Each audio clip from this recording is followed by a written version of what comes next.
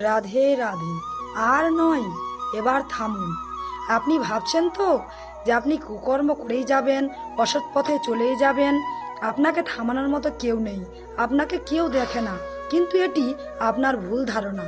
আপনার মধ্যে থেকেই, আপনার হৃদয়ে থেকেই আপনার আত্মা নামক অংশটি বা ভগবান পরমাত্মার অংশরূপে আত্মা নামক বিরাজিতমান বীজটি আপনাকে সবসময় লক্ষ্য করে।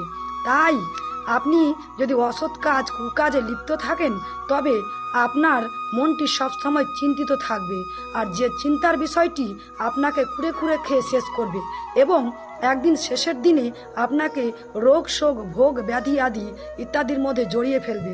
তাই কৃপা করে একবারের জন্যেও ভগবানের নামটিকে বিশ্বাস করুন, হৃদয়ে স্থান দিন, দৃঢ়তা করুন, আর ধীরে ধীরে এগিয়ে চলুন এবং নিজের মনকে, নিজের দেহ তরিকে কন্ট্রোল করুন কুকর্ম করা থেকে, কুপথে যাওয়া থেকে, কারো অন্যায় করা থেকে, কারোর সাথে ছলনা করার থেকে।